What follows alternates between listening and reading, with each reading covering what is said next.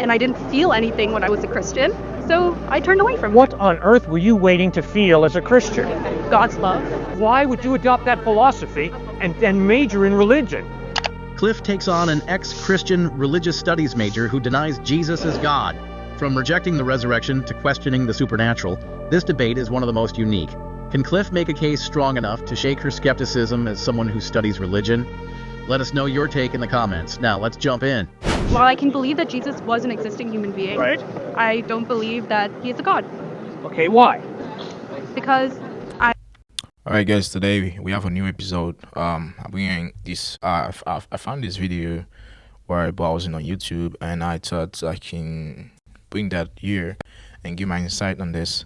So I think it is a debate between Cliff and some scholars, as you said in the title, where one of them that has some, I would say, some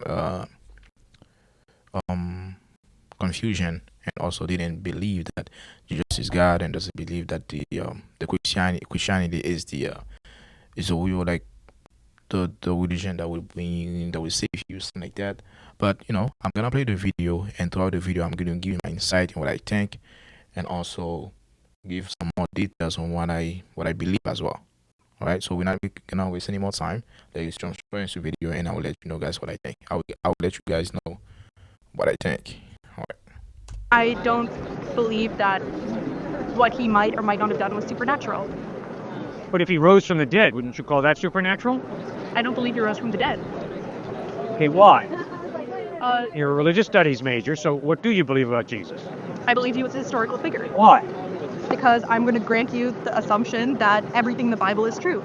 Well, if everything in the Bible is true, the Bible records the resurrection of Christ. Okay, then even then, if I believe that, then I can believe in other miracles, but I still don't believe that that is like the one true religion, because it's about as convincing as other religions. Okay, what's so convincing about Islam? It's not, the same way Christianity is not.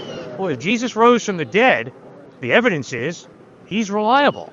Man, if you die and rise from the dead, I promise to listen very closely to everything you have to say, because the evidence is you're reliable. So if Jesus Christ really historically rose from the dead, the evidence is he's reliable. You can trust it. Then wouldn't winged horses have flown down in Islam? No. There's no record in the Gospels of winged horses. The historical record is that Jesus rose from the dead. Okay, then why would you not give that same assumption to other religions? Well, you better believe I better be open. I better read the Quran. I better read the Bhagavad Gita.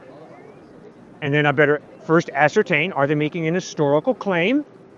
Obviously, the Vedas and Upanishads are not. They're obviously communicating truth through mythology, which is fine, but they're not making an historical claim. Obviously, the Quran is making an historical claim. Muhammad really lived. And I think the evidence is that's correct. Muhammad was a real historical person. Now I got to read about how did Muhammad live his life? How did he treat people? What did he teach? And then I got to figure out, does the evidence point to Muhammad being reliable or does it not? I got to do the same thing with the Gospels. I got to read about Jesus, how he treated people, what he taught, how he died, how he rose from the dead, and I got to decide, does the evidence point to Jesus being reliable or does it not? So what do you think? So you only believe in it through the process of elimination, like a multiple choice test? You've eliminated Islam, you've eliminated Hinduism, you've eliminated Cow Taoism. No, I look for the evidence. Sorry, I'm gonna stop the video here. Stuff. I think the real issue with some people, I would say, what causing the confusion is like, it's the thought of Jesus is not God, I would say. And most people, when it comes to this kind of situation, they used to say like, okay, Jesus not God. Why did I think, or why should I think, or why should I believe that Jesus is God? I would say most of the time, I mean, if we look at the Bible, and then when it comes to religion, I don't think, me personally, I don't think religion is the what gonna save you, because in religion, it's like I don't want to put it that way, but I don't find like a nicer way to explain that. But I would say religion is like political party, you know. Each religion, they come with some rules and regulation. They say you can do this, you cannot do that, you can do that, you cannot do this, you know. And then, and I would say the thing that you can notice is they're also using the Bible, and some religion also remove some verse in the Bible. They do not use some verse. I think it's the some religion have the Jehovah's not Mormon. I think they like Mormon. They used to go like door at door and preach the gospel. Some religion, they do remove some verse in the Bible, some chapter, but they all use Bible. That's what I'm saying. Sometimes the religions like they come with their own rules and regulations. There's some stuff in the Bible they don't they don't um they don't go by, you know.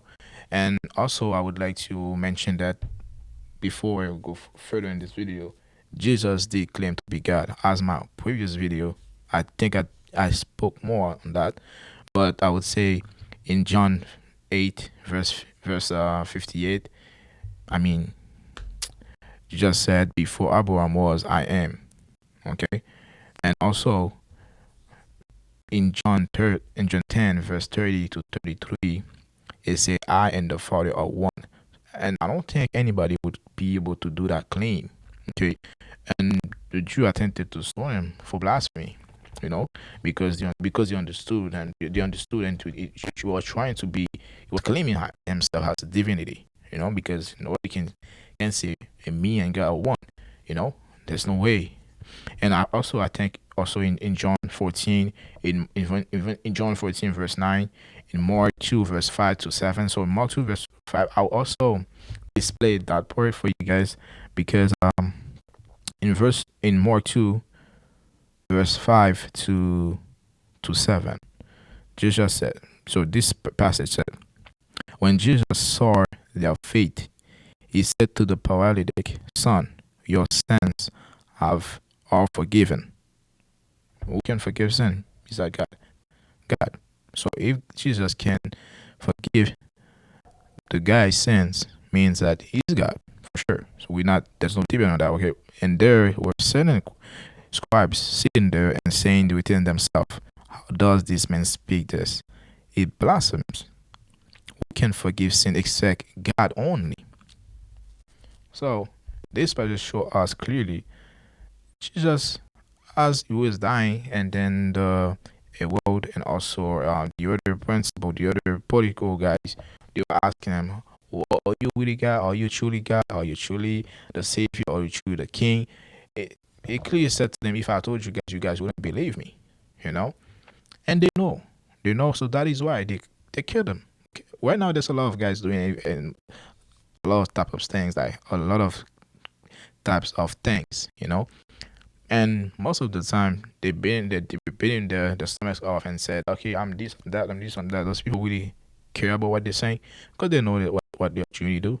And Jesus did know, people did know Jesus was coming, and even it was on his birth, they were trying to kill him, as you guys know what happened in Bethlehem. Okay, all right, I'm gonna continue the video, and yeah, we discuss further. It supports Muhammad, Siddhartha, Gautama Buddha, the avatars of Hinduism, Shirley MacLaine, Joseph Smith, Jesus Christ. And the evidence is that Christ lived the type of life that in my best moments I would wish I could live, but I haven't. The evidence is he taught amazing ethical teachings, incredible. The evidence is he died loving and forgiving his enemies from a cross where he was crucified. That's good. And the evidence is that 3 days after he died, he rose from the dead. That's why I trust him.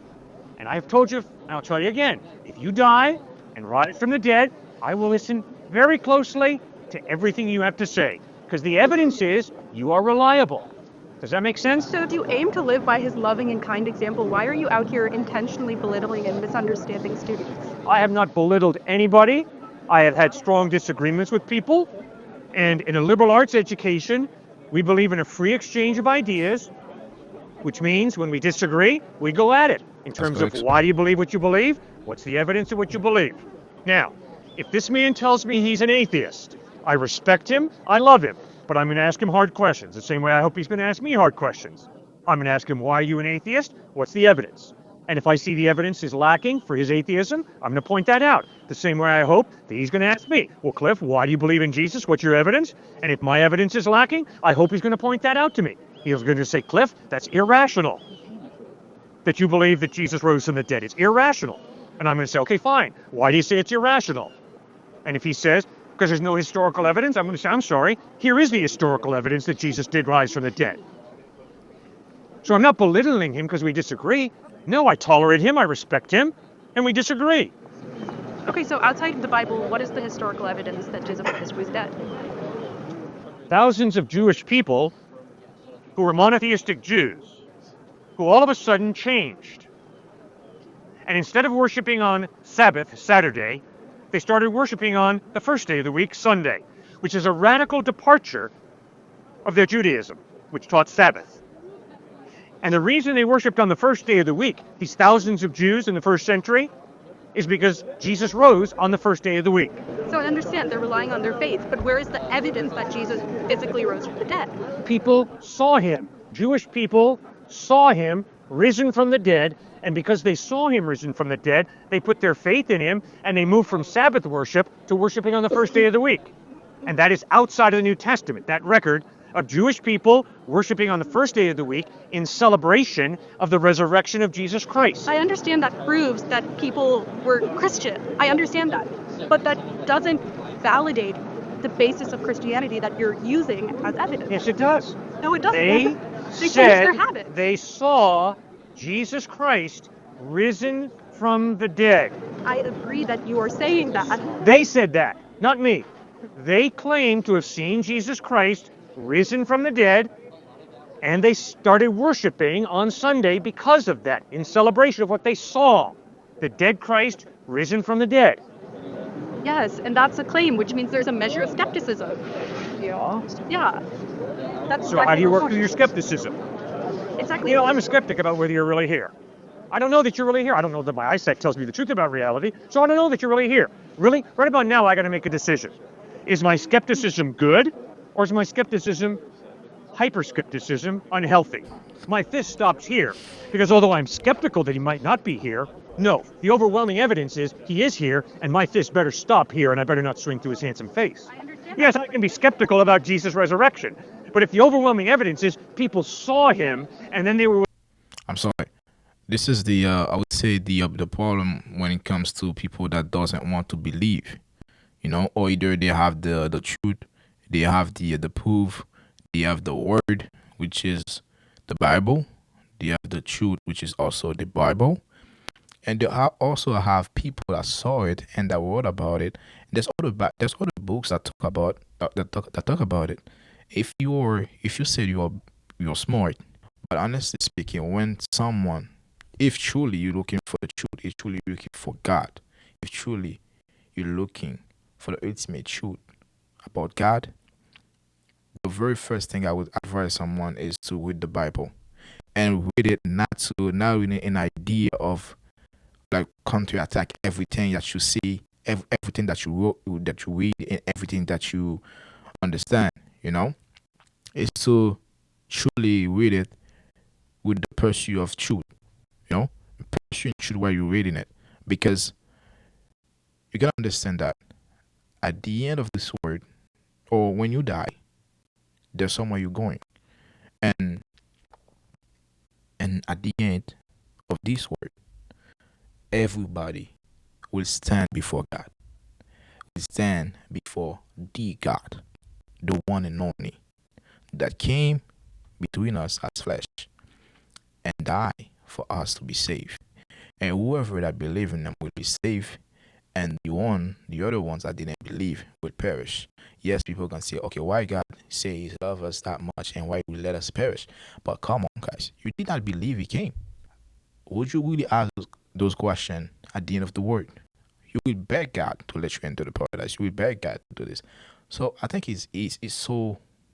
I'm not saying it's easy, but the only thing I would say, if you truly believe, if you're truly pursuing the truth, I think you should, when it comes to those conversation, you should really pay attention and ask questions that will help you get a clear a clear understanding if Jesus is God or if God is real or Christianity. I wouldn't say Christianity, honestly.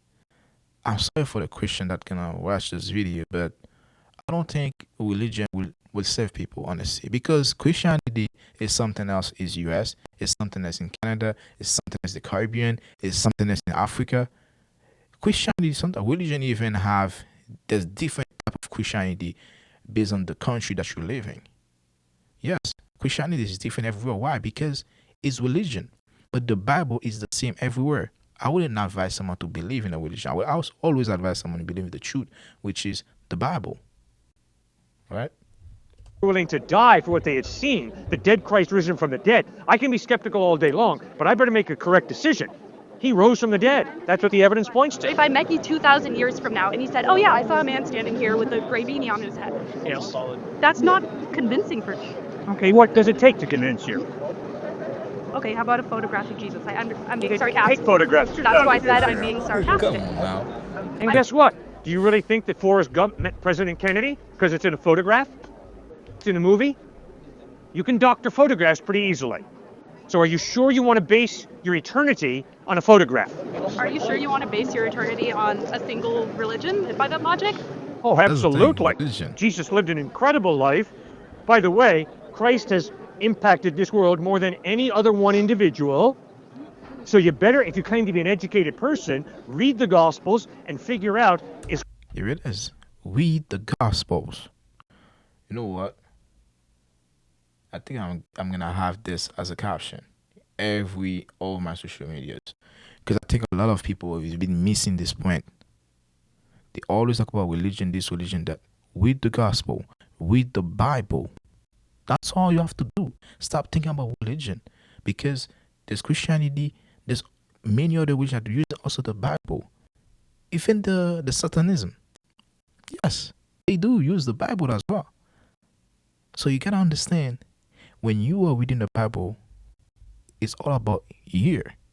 What is your thought? What is in your mind when you're reading that Bible?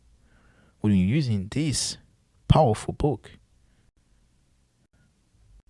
Is Christ a quack? And if he is, reject him. Or if he's the truth, you better put your faith in him.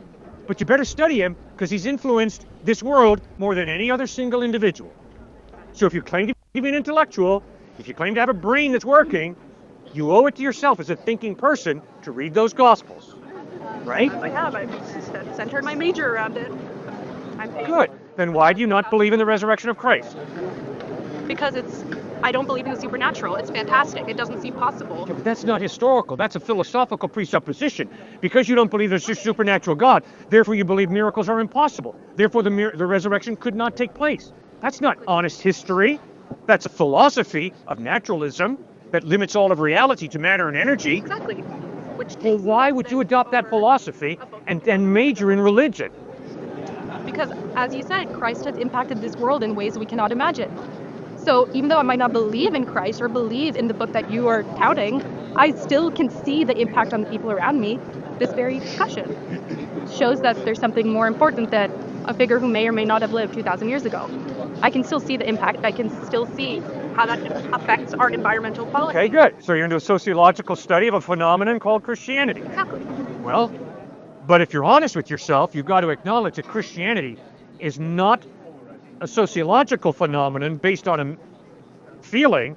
It's a sociological phenomenon based on an historical claim that Jesus lived, taught, died, and rose from the dead. And people in Africa, South America, Asia, United States believe in this Jesus. So we're not talking about nationalism or colonialism. We're talking about people around the world who insist that Jesus Christ has changed their life and that he is the truth.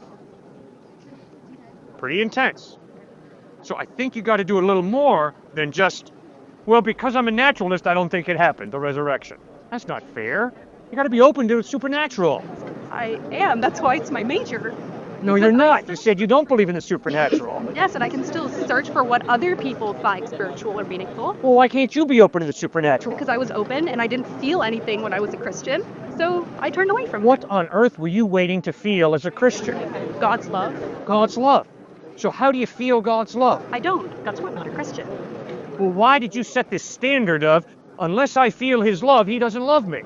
No, that means if God is supposed to love every individual, I don't see any proof in the science. If I don't see any proof in the science, and I don't see any proof beyond the science, like in human relationships, interpersonal interaction, something beyond the physical tangible, if I don't feel anything beyond that, if I don't see anything spiritual in this world.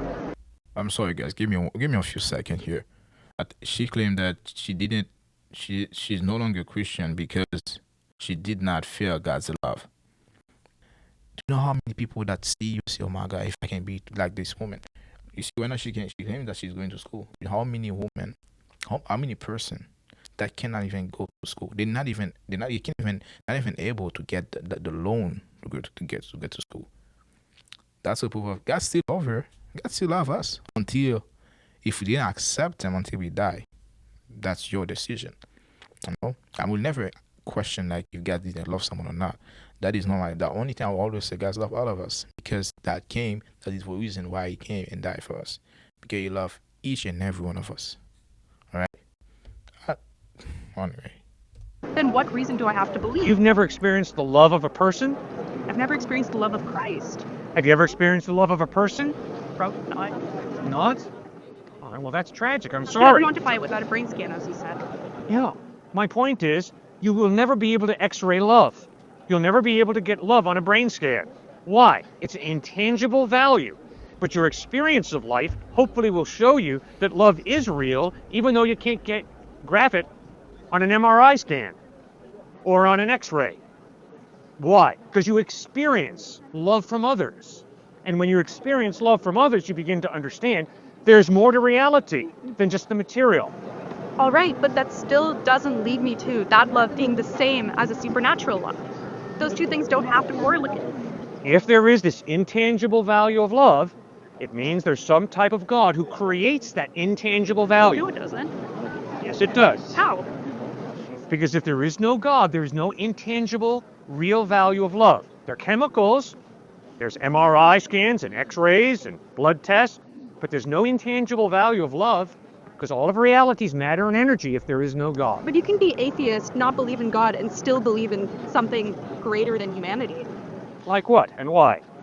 Okay, love. I could believe in love and still not connect it to a divine being who created it.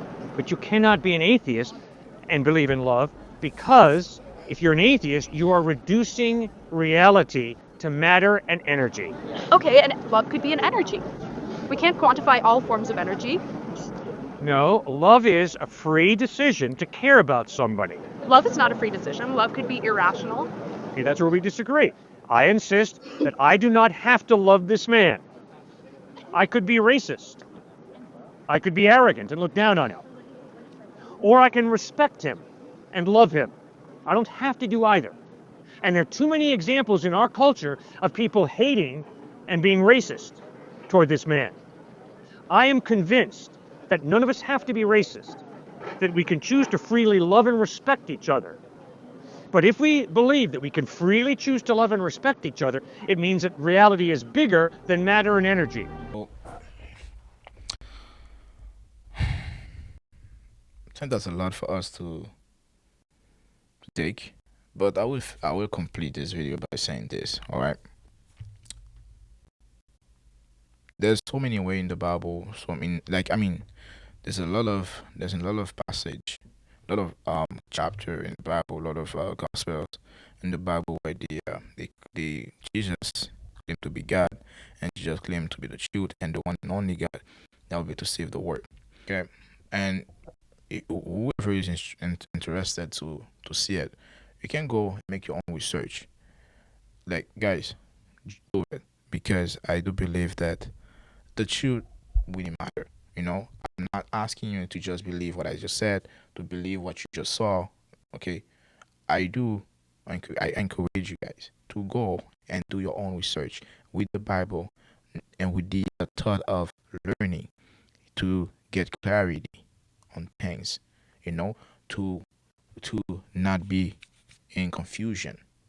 All right, and Jesus did perfect miracle that prove his deity. All right. Yes, people gonna say, there's a lot of people, prophet, da da da da da.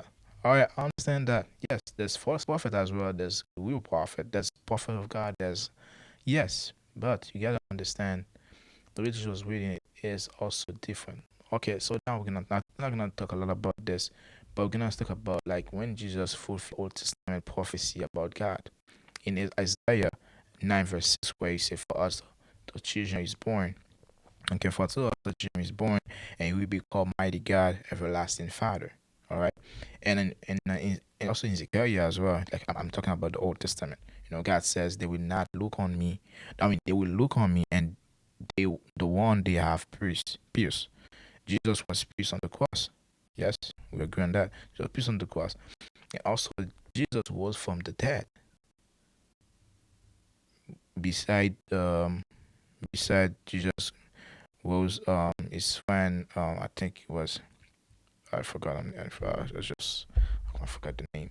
If you forget, he was his friend from the dead. Also, he was himself from the dead. I mean, Jesus wasn't dead. This is also prophecy. He said that.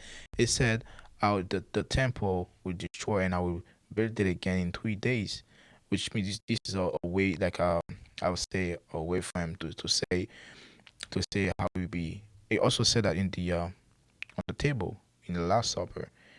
He mentioned that as well. And in Romans 1 verse 4, Jesus was declared to be the Son of God in power by his resurrection from the dead. Also in John 2 verse 19 to 21, Jesus predicted his resurrection, destroy this temple, and I will raise it again in 3 days. You know, again in 1 Corinthians 15 verse 3 to 6. So the verse is kind of like 3 to 6 is a long verse, but in this verse, it's kind of mentioned that where Paul affirmed that Jesus appeared to over 500 witnesses. So I understand that she have them some, she need like a real proof, like a tangible proof. And you see what she has as she claims to be a tangible proof, a photograph. Come on. These days, people can, we have AI. We can create any type of thing and say, this is, would you believe? No, you still not believe. That's what I'm saying. So when someone is really, even someone now, even today, let's say today, in like a museum, said, okay, this is the photo of Jesus. This is Jesus when he was from the dead. This is Jesus. This, okay, let's say we have those videos like those movies, the Passion of Christ. Let's okay, that was Jesus for real. That was a video of Jesus. Would you still believe? No, people still not believe. And you see the funny thing is, some people. I remember when I was in like when I was at school, some people just watch the video and they give themselves to Christ. They accept God. It's all about what you really what you I mean, how should I say it? It's what you're looking for. What you really believe if you know the truth. And you just talk about some people did know the truth, did understand the truth, but reject them. They will still reject them. So you don't have to fight with some people. You don't have to fight with them. But for me, I don't think we have to fight with people like this. You know, because she's studying religion. Okay, yeah, she's religion, but religions. There's a lot of religion. There's a lot of religion. Christian is not the only religion she's studying right now. I don't think so. I don't think she claimed which religion. I don't. If she did, said I didn't pay attention to that. But there's a lot of ways where Jesus they claim as being God. And there's so many proof in the Bible that is for me that is solid. That is solid. You know, and yeah, come on. So guys, as I said, some verse that I mentioned in this video, I encourage you guys to go read it, and then make your own conclusion. And I hope God will open your eyes to you for you to understand and to believe. All right. So I'm gonna keep you guys for a long time. So I hope you guys enjoy the video. And if you are new to the video, please subscribe and like. Also, you can share with your friend and family. And also, let me know what you think in the comment section. And yeah, see you guys in the next video. Ciao.